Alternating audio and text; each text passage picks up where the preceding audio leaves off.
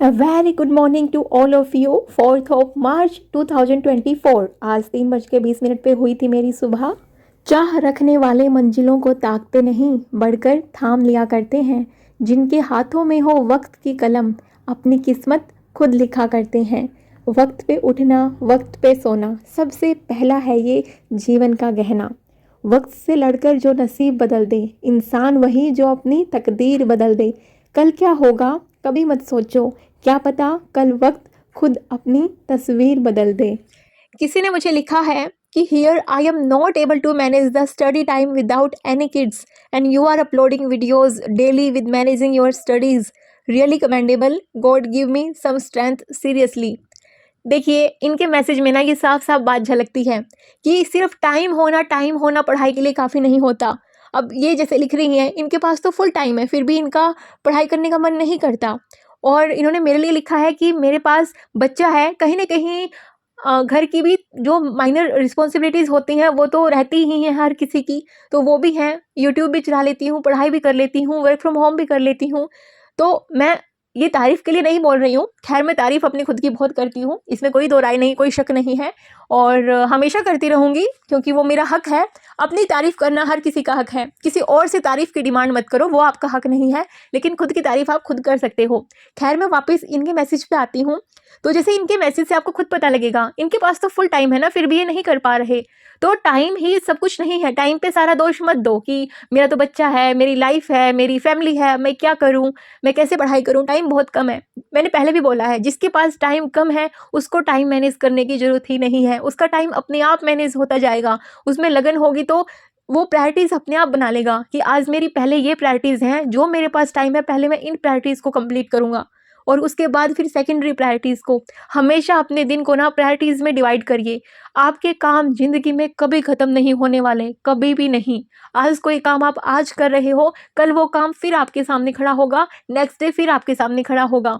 इससे बेटर है कि आप अपनी प्रायोरिटीज़ की लिस्ट बना लो, जो भी काम आपको दिन भर में करने हैं। फिर ये सोचना है कि ये वाला काम मैं आज अगर छोड़ भी दूँ तो इसमें कोई वो तो नहीं, नुकसान तो नहीं, तो वो काम आप छोड़ सकते हैं। खुद को थोड़ा टाइम दें, खुद के बारे में सोचें, खुद के डेवलपमेंट के बारे में सोचें, खुद की ग्रोथ के बारे में सोचें। खुद के बारे में सोचना बहुत ज़रूरी है। हम ज़िंदगी भर सिर्फ यही रोते रहते हैं कि मेरे बारे में कोई नहीं सोचता, मैं अकेली हूँ, मैं अकेली पड़ गई हूँ। वो इसलिए क्योंकि आप खुद के बारे में नहीं सोचते हैं। अगर आप खुद के बारे में सोचोगे, आप कभी अकेला पढ़ ही नहीं सकते। आप खुद की वैल्यू समझोगे, आपको ये नीड होगी नहीं कि कोई दूसरा आपकी वैल्यू समझे। कोई दूसरा आपको आके आपकी वैल्यू क्यों समझाए? आपको पता नहीं है कि आप कौन हैं, आप क्या कर सकती हैं। तो बेटर है यार, सबसे पहले खुद के लिए जियो। अगर खुद के लिए नहीं जियोगे, दूसरों के लिए नहीं जी सकते हो, ये फैक्ट है। अगर खुद के लिए नहीं जी रहे, सिर्फ दूसरे के लिए जी रहे हो, तो फिर आपकी उम्मीदें ये हो जाएंगी कि मैंने इसके लिए ये किया, मैंने ये सैक्रिफाइस किए इसके लिए, और ये मेरे लिए अभी क्या कर रहा है। फिर आपकी खुशी दूसरे पे निर्भर हो जाएगी। लेकिन अगर आप खुद के लिए पहले जिएंगे, दूसरों के लिए तो ऑब्वियसली जीना है हमें, अच्छाई करनी है हमें, लेकिन पहले खुद के लिए जिएंगे तो आपको दूसरे से ये उम्मीद नहीं रहेगी। वो आपका अच्छा करेगा तो आपके लिए बहुत अच्छा, वो आपका अच्छा नहीं भी करेगा तो भी आपके लिए ठीक रहेगा, क्योंकि खुद का अच्छा करने के लिए कम से कम आप तो हो। तो प्लीज़ खुद की लायबिलिटी, खुद की रिस्पॉन्सिबिलिटी खुद उठाना शुरू कर दो, उसके बाद जाके दूसरों की रिस्पॉन्सिबिलिटी उठाओ। किसी ने लिखा है, हेलो डियर, मेरी उम्र 35 हो चुकी है।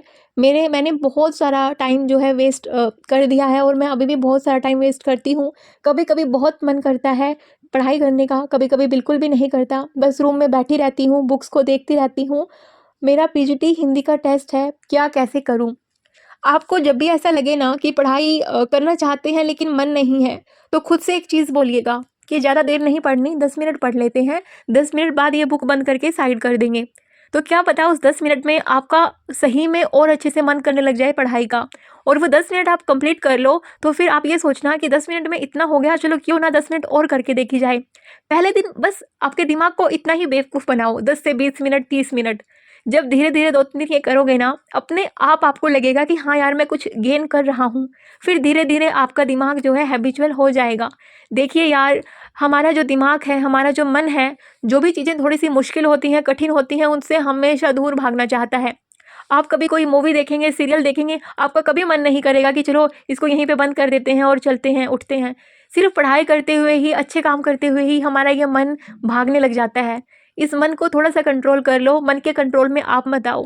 अगर आप अपनी बुकें बंद करके सिर्फ बुकों को देखते रहते हो, इसका मतलब है कि आपका मन आपके कंट्रोल में नहीं है। आप अपने मन के पूरे कंट्रोल में, पूरी गिरफ्त में आ चुके हैं।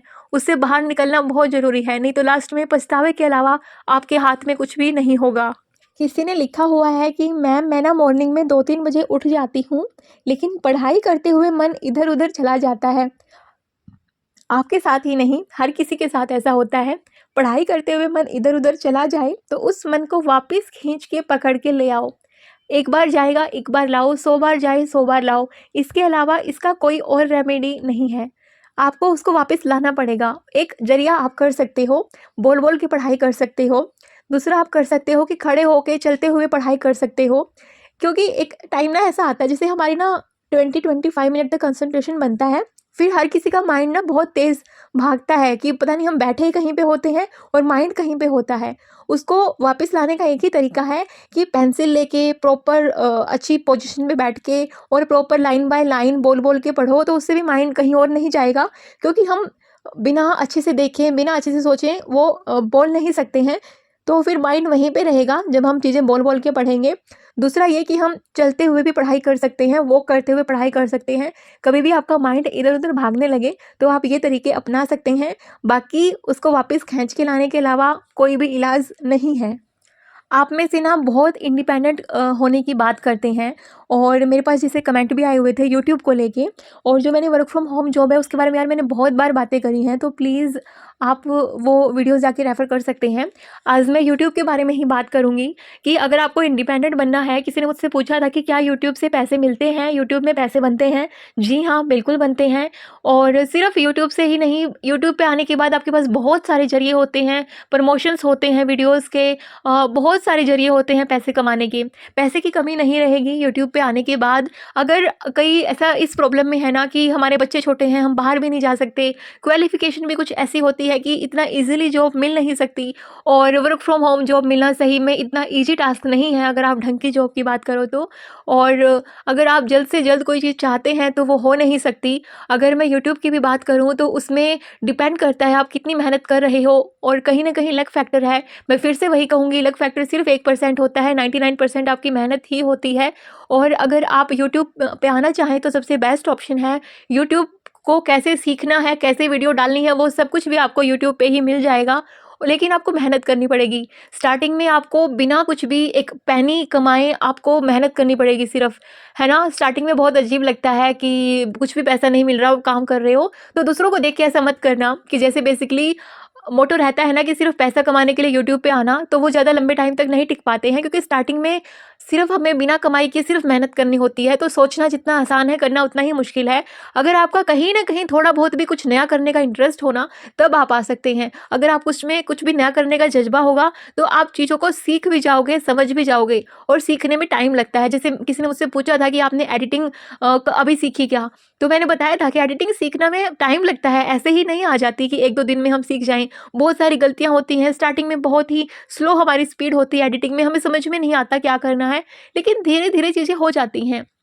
डे 1 मेरा भी ऐसा ही था, मुझे सिर्फ़ इतना पता था कि हाँ, यूट्यूब पे वीडियोज़ कुछ ऐसा डालते हैं। लेकिन फिर धीरे-धीरे जैसे आप चीज़ों को जानने लग जाते हैं, पहचानने लग जाते हैं, तो चीज़ें बन जाती हैं। किसी ने मुझसे पूछा था कि आपका चैनल मोनेटाइज़ हो गया क्या? जैसे मैंने कम्युनिटी में पोस्ट किया था पहले कि मैंने अपना चैनल मोनेटाइज़ेशन के लिए डाला ही नहीं हुआ था।